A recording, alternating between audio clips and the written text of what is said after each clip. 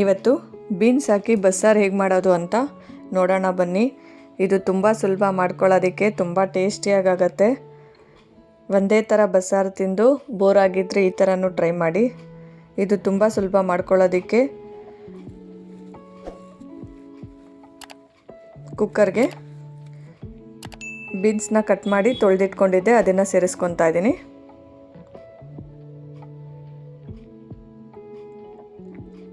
ಇದಕ್ಕೇ ಅರ್ಧ ಗ್ಲಾಸು ತೊಗರಿಬೇಳೆನ ಸೇರಿಸ್ಕೊತಾ ಇದ್ದೀನಿ.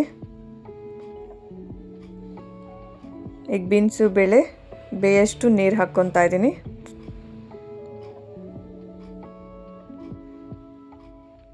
ಇದಕ್ಕೇ ಈಗ ರುಚಿಗೆ ತಕ್ಕಷ್ಟು ಉಪ್ಪನ್ನು ಸೇರಿಸ್ಕೊತಾ ಇದ್ದೀನಿ. ಈಗೆಲ್ಲ ಒಂದ್ಸತಿ ಮಿಕ್ಸ್ ಮಾಡ್ಕೊಳ್ಳೋಣ.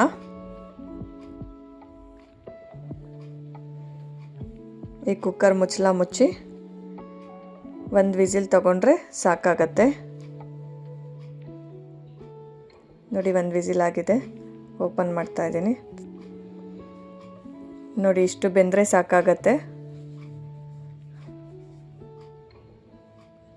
ನೋಡಿ, ಬೇಳೆ ಬೀನ್ಸು ಎಲ್ಲ ಚೆನ್ನಾಗಿ ಬೆಂದಿದೆ. ತುಂಬ ಸಾಫ್ಟಾಗಿ ಮಾಡ್ಕೊಳ್ಳೋಕೆ ಹೋಗಬೇಡಿ, ಬಸ್ಸಾರು ಚೆನ್ನಾಗಿರಲ್ಲ. ಈಗ ನೀರನ್ನೆಲ್ಲ ನಾನು ಬಗ್ಗಿಸ್ಕೊತಾ ಇದ್ದೀನಿ.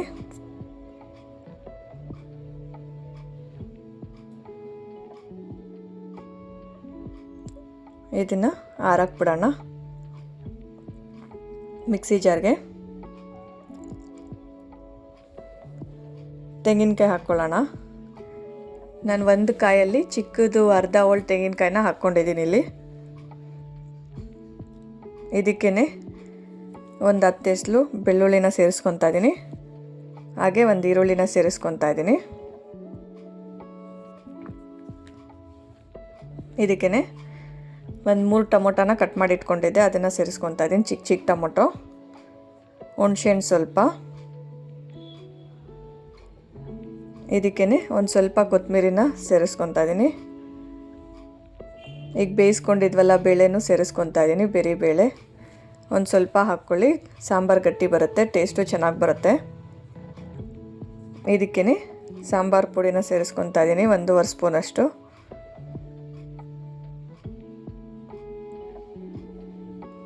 ಹಾಗೆ ಒಂದು ಅರ್ಧ ಸ್ಪೂನು ಜೀರಿಗೆನ ಸೇರಿಸ್ಕೊತಾ ಇದ್ದೀನಿ. ಇದನ್ನೆಲ್ಲ ಈಗ ಸಾಫ್ಟಾಗಿ ರುಬ್ಕೊಬರೋಣ. ನೋಡಿ, ಇಷ್ಟು ನುಣ್ಣಗಾದರೆ ಸಾಕಾಗತ್ತೆ. ಈಗ ಇದಕ್ಕೆ ಒಗ್ಗರಣೆ ಕೊಟ್ಕೊಳ್ಳೋಣ. ಪಾತ್ರನ ಕಾಯಿಟ್ಕಿಟ್ಕೊಂಡಿದ್ದೆ. ಇದಕ್ಕೇ 1-2 ಸ್ಪೂನು ಎಣ್ಣೆನ ಸೇರಿಸ್ಕೊತಾ ಇದ್ದೀನಿ. ಒಂದು ಅರ್ಧ ಸ್ಪೂನು ಸಾಸಿವೆನೂ ಸೇರಿಸ್ಕೊತಾ ಇದ್ದೀನಿ.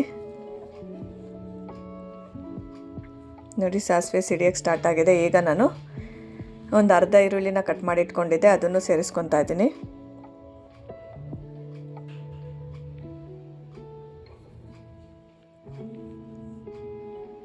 ಇದಕ್ಕೇ ಕರಿಬೇವನ್ನು ಸೇರಿಸ್ಕೊತಾ ಇದ್ದೀನಿ.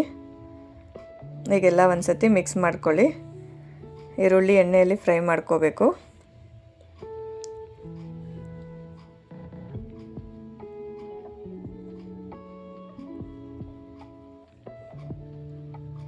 ನೋಡಿ, ಈರುಳ್ಳಿ ಬೆಂದಷ್ಟು ಸಾಂಬಾರು ಟೇಸ್ಟಾಗಿ ಬರುತ್ತೆ.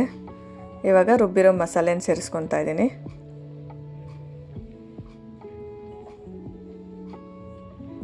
ಈಗೆಲ್ಲ ಒಂದ್ಸತಿ ಮಿಕ್ಸ್ ಮಾಡ್ಕೊಳ್ಳೋಣ.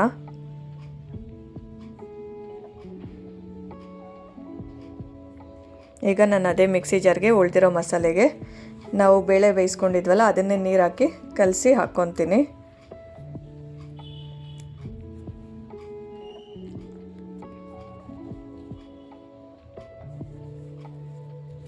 ಈಗ ನಾವು ಬೇಳೆ ಬೇಯಿಸಿದ್ವಲ್ಲ ಆ ನೀರನ್ನ ಹಾಕ್ಕೊತಾ ಇದ್ದೀನಿ.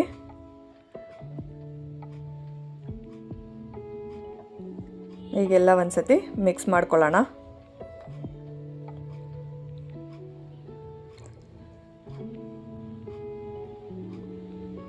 ನೋಡಿ, ಇಷ್ಟು ಗಟ್ಟಿ ಇದ್ದರೆ ಸಾಕಾಗತ್ತೆ. ತೀರಾ ತೆಳ್ಳಗೆ ಮಾಡ್ಕೋಬೇಡಿ, ಇದು ಮುದ್ದೆ ಅನ್ನಕ್ಕೆಲ್ಲ ಚೆನ್ನಾಗಿರುತ್ತೆ. ಈಗ ಇದಕ್ಕೇ ರುಚಿಗೆ ತಕ್ಕಷ್ಟು ಉಪ್ಪನ್ನು ಹಾಕ್ಕೊತಾ ಇದ್ದೀನಿ. ನಾವು ಆಲ್ರೆಡಿ ಬೇಳೆ ಬೇಯಿಸೋಕ್ಕೂ ಹಾಕ್ಕೊಂಡಿರ್ತೀವಿ, ಬೀನ್ಸು ಬೇಳೆ ಬೇಯಿಸೋಕ್ಕೆ. ನೋಡಿಕೊಂಡು ಉಪ್ಪನ್ನು ಸೇರಿಸ್ಕೊಳ್ಳಿ. ನೋಡಿ ಸಾಂಬಾರೆಲ್ಲ ಕುದೀತಾ ಇದೆ, ತುಂಬ ಚೆನ್ನಾಗಿ ಬಂದಿದೆ ಸಾಂಬಾರು.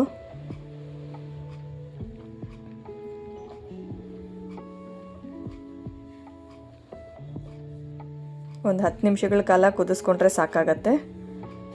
ನೋಡಿ ಸಾಂಬಾರು ರೆಡಿಯಾಗಿದೆ. ಈಗ ನಾನು ಪಲ್ಯನ ಒಗ್ಗರಣೆ ಹಾಕ್ಕೊತೀನಿ. ಬಾಣಲೆನ ಕಾಯಕ್ಕೆ ಇಟ್ಕೊಂಡಿದ್ದೆ, ಅದಕ್ಕೇ 1-2 ಸ್ಪೂನು ಎಣ್ಣೆನ ಸೇರಿಸ್ಕೊತಾ ಇದ್ದೀನಿ.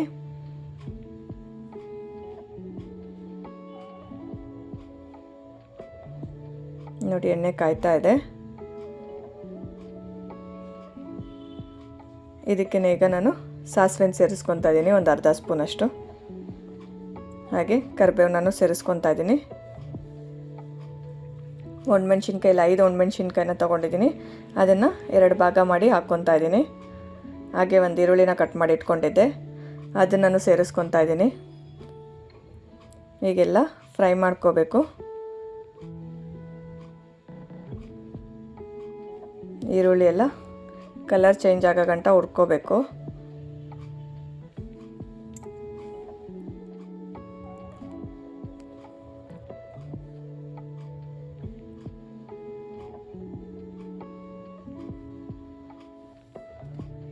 ನೋಡಿ ಈರುಳ್ಳಿ ಎಲ್ಲ ಚೆನ್ನಾಗಿ ಎಣ್ಣೆಲಿ ಬೇಯ್ತಾ ಇದೆ.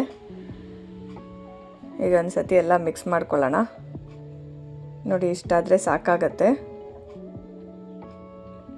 ಇದಕ್ಕೇ ನಾನೀಗ ಬೇಳೆನೂ ಬೀನ್ಸು ಬೇಯಿಸ್ಕೊಂಡಿದ್ವಲ್ಲ ಅದನ್ನು ಸೇರಿಸ್ಕೊತಾ ಇದ್ದೀನಿ. ಹೀಗೆಲ್ಲ ಒಂದು ಸತಿ ಮಿಕ್ಸ್ ಮಾಡ್ಕೊಳ್ಳೋಣ.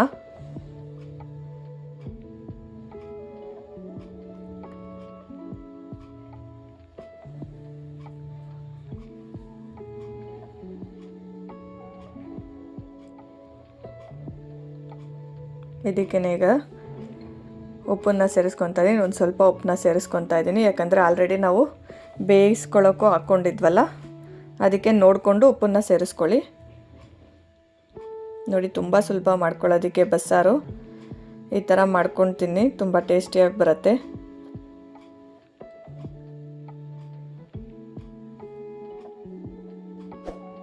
ಲಾಸ್ಟಲ್ಲಿ ಕೊತ್ತಂಬರಿನ ಉದುರಿಸ್ಕೊತಾ ಇದ್ದೀನಿ. ಹೀಗೆಲ್ಲ ಒಂದು ಸತಿ ಮಿಕ್ಸ್ ಮಾಡ್ಕೊಳ್ಳೋಣ. ನೀವಿದ್ದರೆ ಇಲ್ಲಿ ತೆಂಗಿನ ತುರಿನೂ ಯೂಸ್ ಹಾಕ್ಕೋಬೋದು, ಆಗಲೂ ತುಂಬ ಟೇಸ್ಟಿಯಾಗಿ ಬರುತ್ತೆ. ಇಲ್ಲಿ ನಾನು ಯೂಸ್ ಮಾಡ್ತಾ ಇಲ್ಲ.